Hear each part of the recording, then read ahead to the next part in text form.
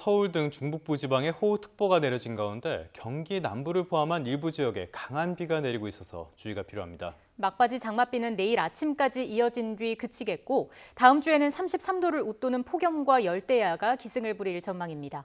취재기자와 함께 올여름 장마의 특징과 앞으로 날씨 전망 알아보겠습니다. 정혜윤 기자 나와 있습니다. 어서 오십시오. 네, 안녕하세요.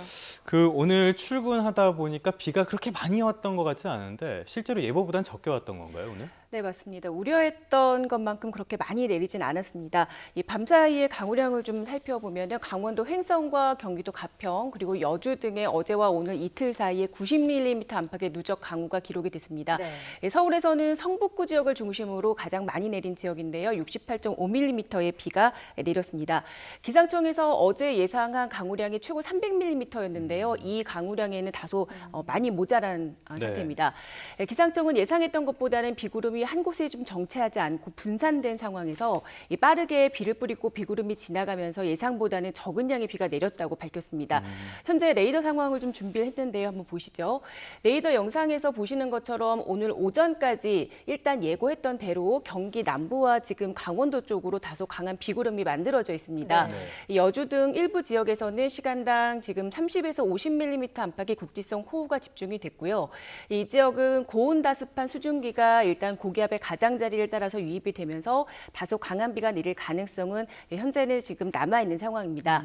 기상청은 이 때문에 내일 아침까지 중북부 지방에 최고 60mm의 비가 더 내릴 것으로 예상하고 있어서 총 누적 강수량은 150mm 안팎을 기록하는 곳도 있을 것으로 보입니다. 또 현재 한강 수위는 어제보다는 조금 더 올라가면서 앞서 전해드렸지만 오늘 아침 7시부터 잠수교 수위는 보행자 통행 제한 기준인 5.5m를 넘어섰고요. 이 때문에 통행이 재개된 지 하루 만에 다시 보행자 통행이 전면 금지됐고 차량 통행만 현재 가능한 상태입니다.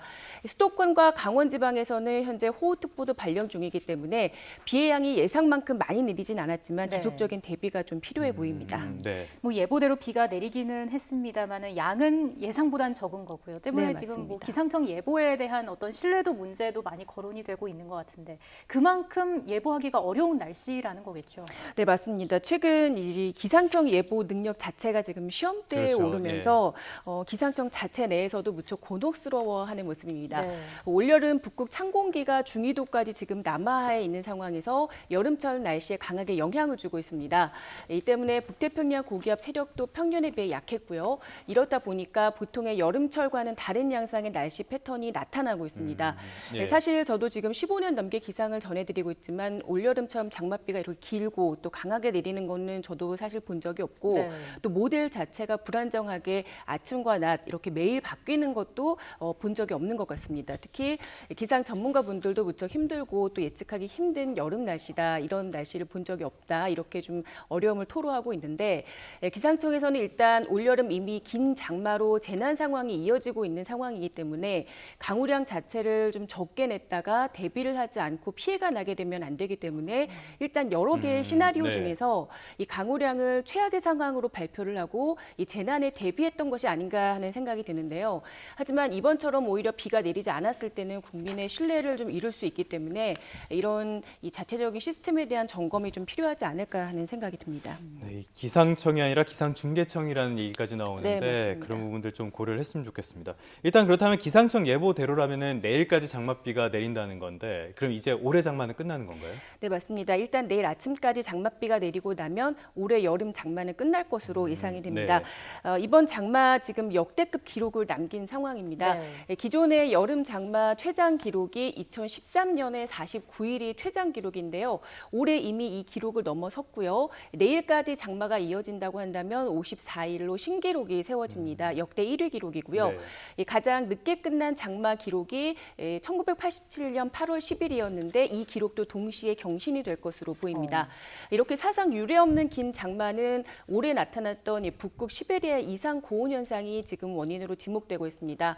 앞서 말씀을 드리긴 했는데 보통은 7월 하순쯤이면 이 북태평양 고기압이 장마 전선을 좀 북한으로 밀어 올리면서 장마가 끝나게 되는데 올해는 이 북극의 이상 고온 현상으로 인해서 지금 보시는 것처럼 이 오른쪽 화면인데 이 찬 공기가 중위도까지 밀려 내려오면서 북태평양 고기압의 확장을 막았습니다.